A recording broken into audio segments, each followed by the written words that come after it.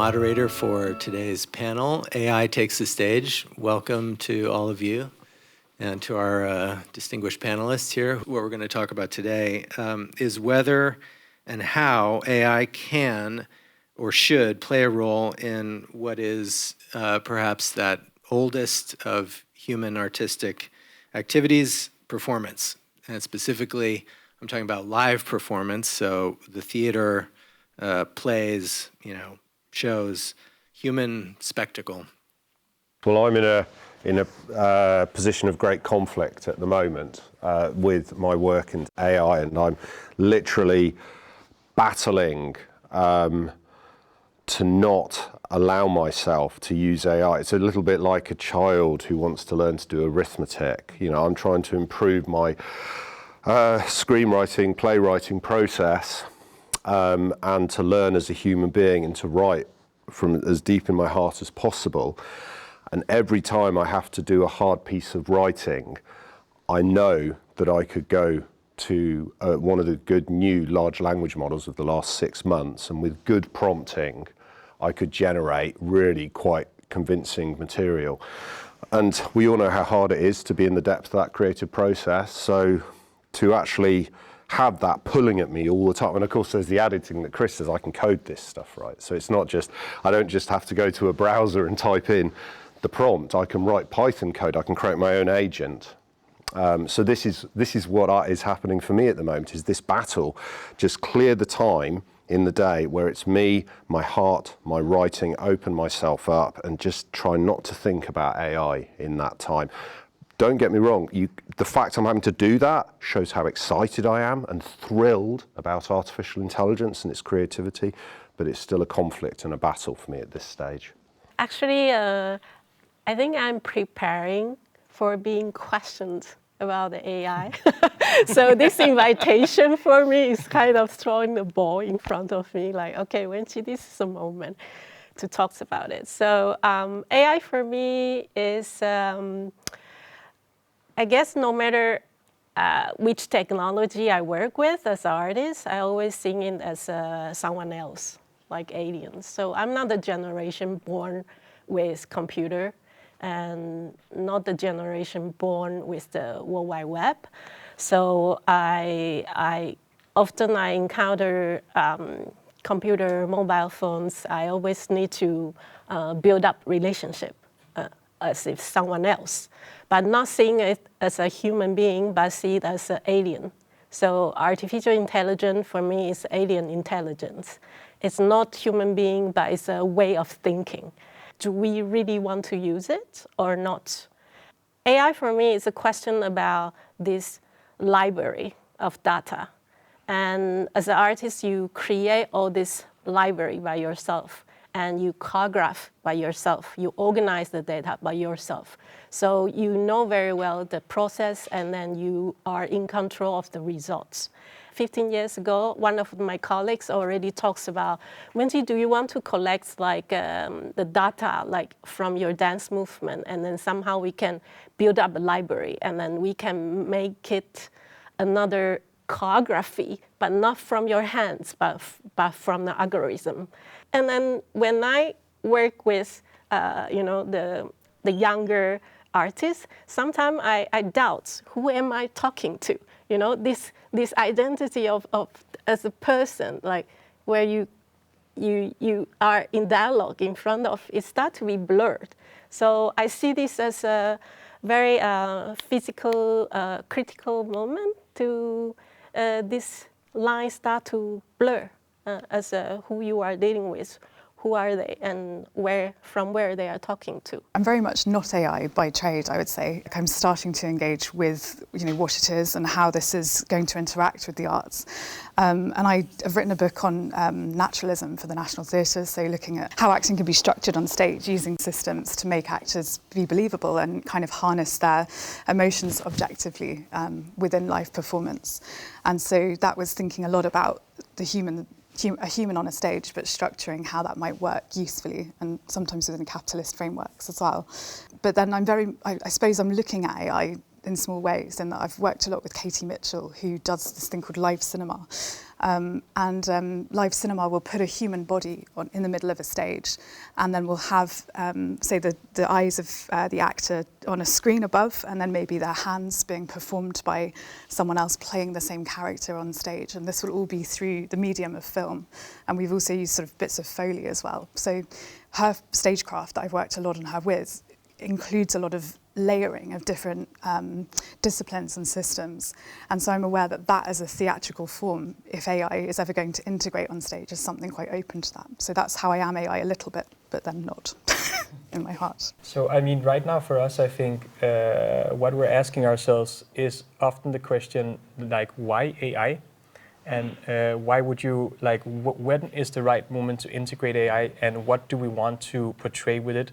And what is the purpose of using it? So for us, we used AI in a series of performances, and I think in a general sense, as where we're standing from at least, I see it right now also a lot as a tool, and it's a tool that can amplify your emotions, it can amplify the performance, it can, change directions for, depending on what it is that you want to kind of express with it. Always at the very core of what you do, human emotion should be the very first thing that comes out and spreads into everything.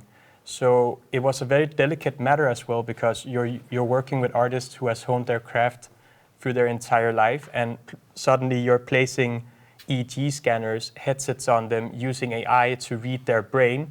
And for some people also it could feel invasive. And we're just looking at, like, what are the opportune places, moments to use AI, and where is it leading for us in the future? When I was approached to do this, I found it quite interesting because I don't work with AI. I'm about to open a immersive opera kind of ballet in London. So as a writer-director, I'm writing the script, I'm working with the dancers, I'm working with the actors, I'm working with producers, but there's no honestly I don't feel the need for me to do that. What is interesting about AI, though, was something happened in California recently where an AI actress was created, and this creation was immediately banned from being in anything. And then the minute I heard that, the kind of disruptor in me was like, I want to talk to this AI actress because I want to kind of work on that field. Because the suspicion I feel AI has is a little bit like the suspicion that immersive theatre had when I started. I was right at the forefront of it. So when you started in 2008, 2009 in New York, there were a few hard reviewers who were like, these people are ruining theatre, they're bringing in the wrong crowd, they're making it more like, they're taking away the traditional values of theatre. And for me, I disagreed with that, and Shakespeare's Globe in London, the audience a lot of them were working class, a lot of it was immersive. They weren't sitting on seats, they were throwing food around and having a blast. And that's what theatre used to be, having a blast. So it's what I want to do with what I'm doing now. So although I am kind of analog and I don't use it, it's not because I'm scared of it, it really does fascinate me. And it's one of the wonderful things about coming to things like this is hearing these stories and hearing these journeys with people, because I do think it is going to come in and there's nothing we can do about it. Just like immersive theatre has come in and now it's a $1 billion industry that stands alone, and it is a genre, whether people like it or not. Сейчас мы вот вместе с некоторыми компаниями, в том числе и с OpenAI, мы хотим разработать переводчика. И сегодня есть переводчики уже. Даже Spotify сделал переводчика. Но это невозможно перевести вживую сразу же литературный текст, потому что это литературный текст. У меня очень трудные тексты, и когда их в чат GPT загоняешь, то this is a very stupid text, very stupid, потому что он распрямляет, поправляет. Поэтому нужно загнать, потому наша идея, чтобы были готовые переводы, уже закачанные в приложение. Но искусственный интеллект, программа работает именно в связке с актером на сцене и выдает этот перевод по мере того, что говорит актер. И, в общем, сегодня я рассматриваю AI как инструмент. Я начал с печатной машинки, и это для меня по-прежнему печатная машинка. И только эта печатная машинка раньше не могла собирать информацию, а сейчас она еще и... It's really fascinating how everybody thinks about AI. From my perspective, I see a strong connection between what we've always done. It's just one of the things that's very different is time. And what I mean by that is the time one thing can be done and how something can be produced. So I'm sort of fascinated by what it means to be a creator and actually create music. What I'm trying to do is really focus on my relationship to it and how I can get the best out of it.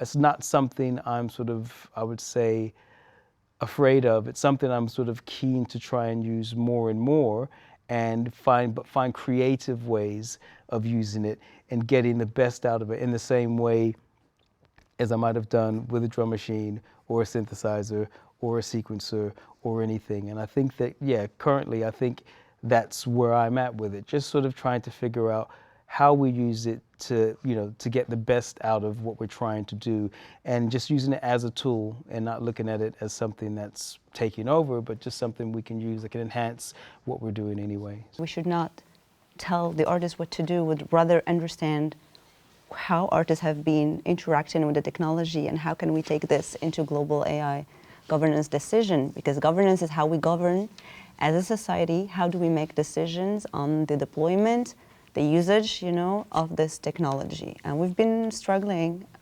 precisely because we don't interact enough with the people using the technology. And all the entire generative AI is built on art theft or scraping, right? As of today, we don't have any protection for artists. I think it's fascinating about the protection for artists because in a way, I just wonder, is that even an illusion? Because when art is out in the world, we all consume it in different ways. So every artist is, in a way, an amalgamation of all the art that they've consumed over time. And then what they create is basically, it's unique to them and how they've interpreted it and what they've done with all of the influences which they've absorbed. Now within that, there can be a lot of, is it influence? Is it theft? Is it plagiarism? Like what it's interesting to say when we draw the lines. And I was watching, I think somebody took Champagne Supernova by Oasis, and they did a prompt and they did a soul version of it. And I listened to it and I was like, sounds brilliant. I was like, it sounded amazing. And then I was thinking to myself, but is, you know, in terms of, is this good or bad? It's like, okay, that's the same thing. I could have made that choice as a actual creative. I could have made a decision to say, well, let me take Champagne Supernova and let me do it this way or that way.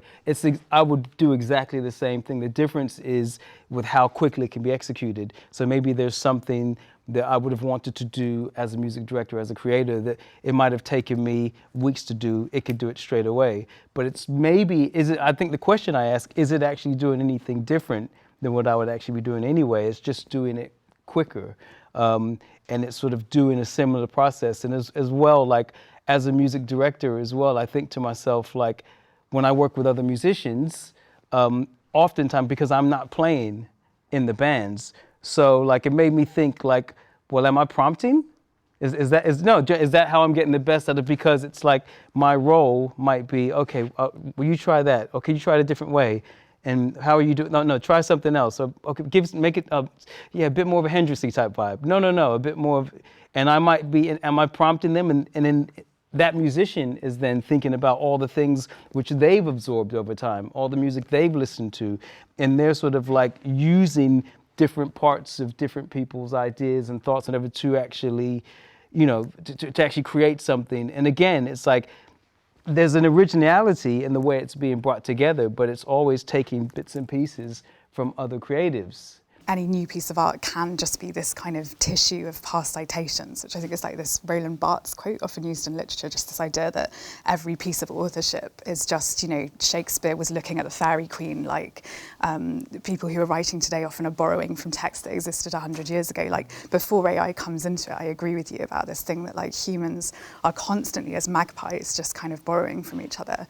And I think as artists, we have to kind of be aware of that before becoming too high and mighty about suggesting like how we regulate AI. And I feel like what could be lost in terms of replacing humans on stage with AI, which is obviously the most extreme example of it, is something to do with the loss of human experience and interaction and the ethics that support those performers. At the heart of this, where AI I feel is different to the typewriter or to the word processor, we are talking about a mind and potentially, we don't know this yet, a heart.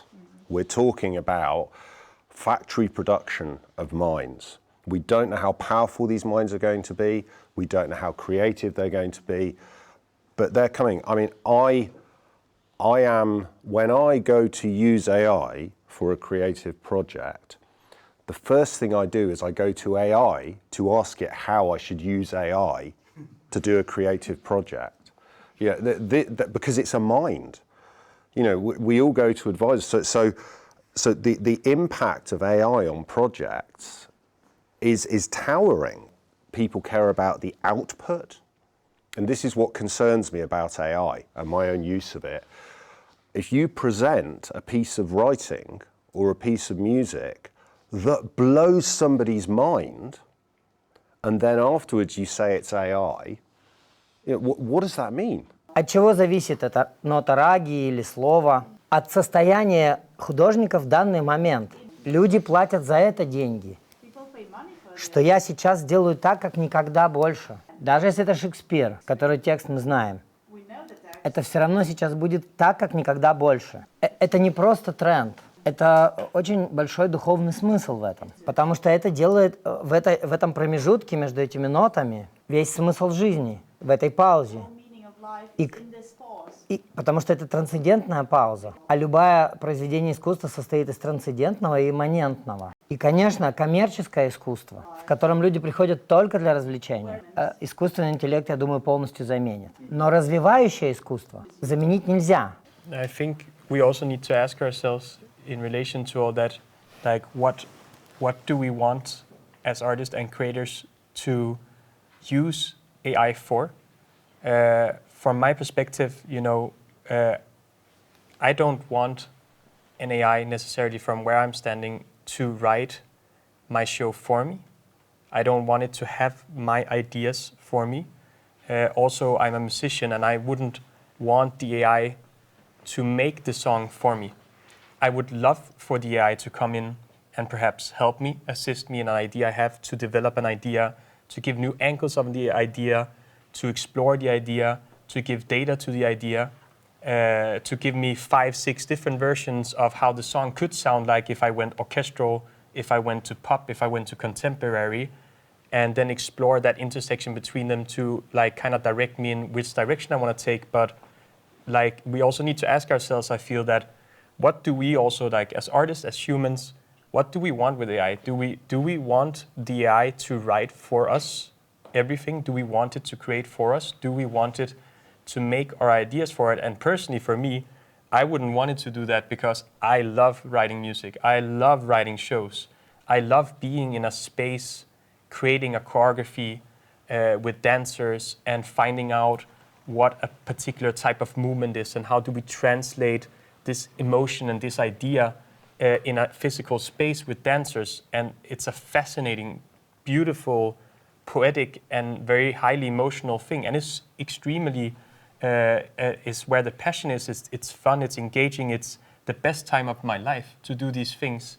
And if an AI came in and said, okay, Otto, I can give you this AI now, it will make the whole choreography for you. I don't want it. I'd rather call one of you guys and ask you what you think of it.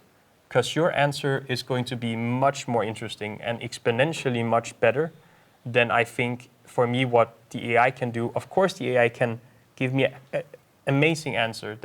Of course, it can give me an amazing answer, but the depth behind it. Like there's something to imperfection too, I guess. Like I feel that it spits out something so perfect all the time, and it's highly captivating when you read it, of course, but it's also the imperfection that makes things interesting. It's also to talk to someone where when you talk to a human, it's more raw.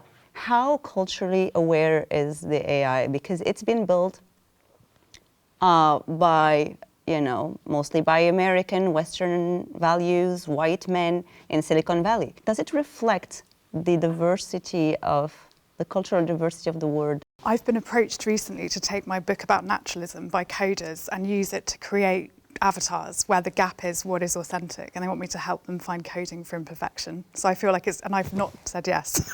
We're like morally frozen. But just to say, I do feel theatre is relatively protected from this for a while, whatever ABBA I are think doing. a lot this whole is better.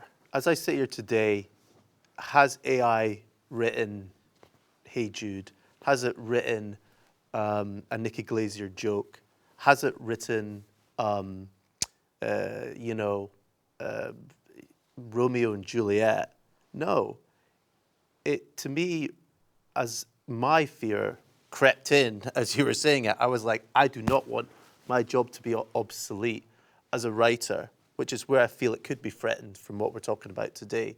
As a director, you need to be in the room. I'll fight that to the death.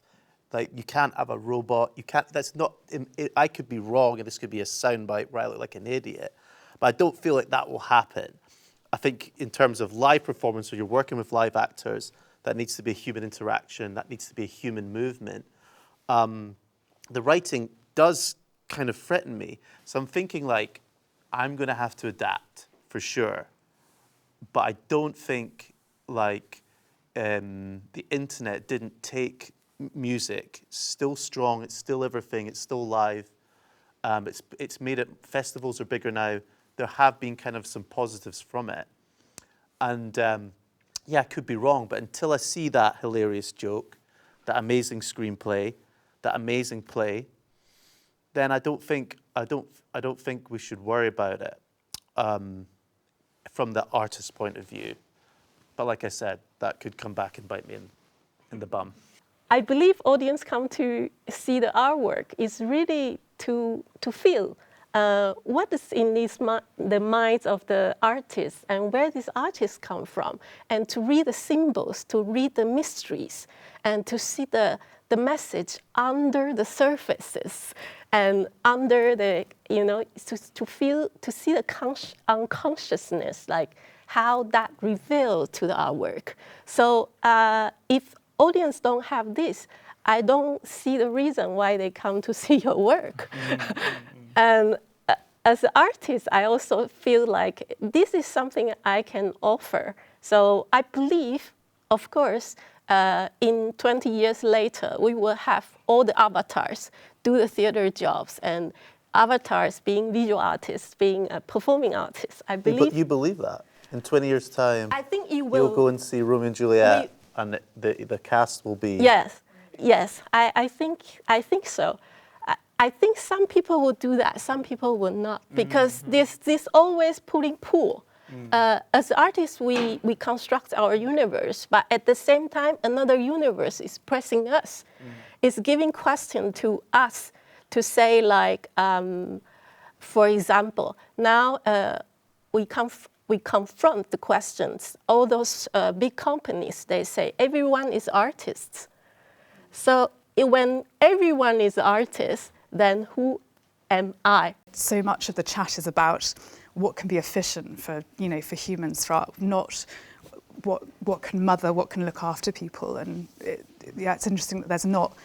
I feel like there needs to be a space where that can be economized, that this is important. And I wonder if the arts has a role in helping, create economies where this is important. My hope is that what AI does is actually makes artists better at creating art themselves. I would hope that creates better musicians, better performers, better actors, better dancers.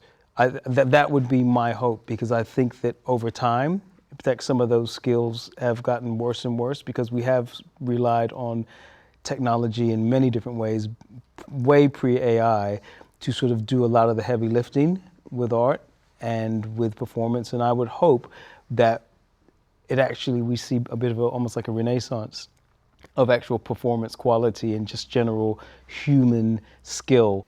AI takes the stage, sure. AI comes in and it will. I think we've got to be prepared for that because we've talked about all the money behind it and how they don't care really about the repercussions of what they're doing, because essentially it's business, and art can fall into that category as well. But a true artist will just keep pushing beyond that and want to protect what they'll do it. So that is theatre, the last bastion. I think live performance, real live performance, I think definitely is. It is going to be a bit of a fight to prove ourselves and to keep going and justifying ourselves in that sphere, kind of what we're doing already. So it's almost like it's happening. I think there's going to be a shift of us protecting our jobs, protecting who we are, and maybe that's what makes things better, as opposed to AI might write an amazing script, or AI might write the funniest joke, or AI might do X, Y, and Z, which I'm not sure it will. It's so obvious to me that if people went to the theatre and on stage there weren't people, it wouldn't, to me, be theatre. And I mean, I'm being a very narrow sense of theatre, obviously. There's the immersive piece, there's much broader. But from that sense, most of the theatre I've been to, you go there, you're in the room, it all goes quiet, and you hear footsteps or human action coming from the darkness, or a light, someone comes on. You can almost smell something. I'm sure it's an illusion, right? But you almost feel like you can smell something when the actor comes on the stage, when they start to talk. But no experience I've had with AI can relate to that feeling in the theatre and what I'm seeing up there. So it's, in one sense, to me, it is the most obvious and blatantly obvious bastion against AI. I think that the impact on writing is going to be far more profound than we imagine. I don't think it's this, like, suddenly there's a great joke or the script that gets in the papers, right, the big production. I think what's going to happen is at a grassroots level, loads of people are just going to start using it because they're on that deep dip, right, where you're desperate to get some attention. But that raises its own issues, I feel. Now it's a new thing. So what I'm trying to say is like, okay, if there's something we don't know yet, if CultTech has the resources to bring this further for the development of the performing arts with AI, I would say, like, I would like to know more. Like, what is behind those tech? What those companies are thinking of? How you are thinking of when you are coding it? And what is your purpose? And what's your stand? Are you stand for the gender equality? Do you stand for the cultural equality? Do you stand for authenticity of you produce the material by yourself, but without collecting the material from the darkroom behind that? So this is I think this is the question I have now with AI. And then I would like to know more, like when I jump into quantum physics, it's about which question you are raising here, which question, big question you want to ask. And then we can say, like, okay, then how we build this vocabulary together. I started seeing now AI almost like with a disclaimer, almost when you see those drugs commercials and they give you all the side effects. And the more you know, the more you understand that behind that there was models being trained, data being collected from artists, models being trained. I cannot possibly conceive as an audience in a theater, if I go, that if it was generated by AI, I could not possibly conceive that this could be good art. This isn't something I would be satisfied with. I feel like if there's a moment where anything synthetic on stage that's created by AI isn't grabbing audiences by the heart and working with what works for them. I feel like that's when AI and theatre very quickly might come apart. And in that way, I think we're a lot safer than theatre and than art and film, because they're much flatter modes that computers can more easily integrate with very quickly. It's very hard for me to do things now without IP. You know, the next show I'm doing is the Nutcracker. There's a reason for that. That people have familiarity with it. People come with that. It does come with a message. But we were discussing actually like how rapid things change, where it's almost too late, and that, you know, do we have a moment here to create art, which is commenting on it to get the ball rolling, is like a question for myself, because coming in today, it wasn't quite on the agenda, if you know what I mean. When we were asking what a company could do to create something like an app, I think something would be, if it is possible, that can say whether something's authentic or not, whether it's created by AI or not, might be a nice way of protecting things. It resonated for me a little bit what you also mentioned, Kojo. You were talking about a renaissance. And I do feel that we stand at the precipice or the threshold of a sort of creative renaissance in many ways. The reason being that what is happening right now with AI, it's putting a tool in the hands of so many people that before couldn't visualize, create ideas, or do things on that scale level. And they are now capable of that. I wouldn't be surprised that suddenly I'm watching some brilliant guy overrunning us all, being the new theater director of a huge theater and running it, writing it with AI and making visuals with AI and doing all this stuff. And so it leaves us in an interesting space, because like where are we in terms of that, and where is the line, where is the limit, where is the boundary? I also do kind of what you mentioned, something that I also am very interested in, is like if I were able to understand whether something is made by AI or not, is going to be important to me, because if I'm listening to a piece of music in the future, I would really like to know if I'm listening to something that was fully made by an AI. And saying all that, what my hope is, same as you mentioned, is that it can bring us to a like elevated stage where we're able to maybe create in a way we haven't been capable of before, due to the tools that we have been introduced with. In the end, our core role as artists is emotion. Like, we are explorers of emotion. If you say, what is love? And you ask a scientist, explain what love is to me, right? They cannot explain that, not completely. They cannot completely give you a map of what exactly is love, because it's undefinable, right? It's an emotion, it's intangible. And we as artists, I feel, we try to answer these questions of the things in the world that are sort of difficult to answer, mysterious. They are larger than life. There are things that there is maybe not an answer to, but we try our best to, you know, through what we create, give people sort of a answer to that. Along comes something that's publicised as an AI. It's publicised to young kids as being alive. Okay, it's developed as an artist, and then it creates. And this time it really does create. There's not some team in a back room in Tokyo somewhere creating it and saying is that this thing actually creates. The kids are going to experience that creation, whether it's a pop song or a film or a piece of theatre or whatever, as being created by something that at that moment they may very well feel has feelings. So I think we've got to broaden our view of what's going on here. It's not just when we play with an LLM, it's not just the tools we've got at the moment, the interfaces at the moment. It is, it's much bigger than that, what's coming. I would like AI to learn to say no. And then so not constantly following my thoughts and then enhance my desire. And also that this AI always consider the good deed of the humanity before the profits.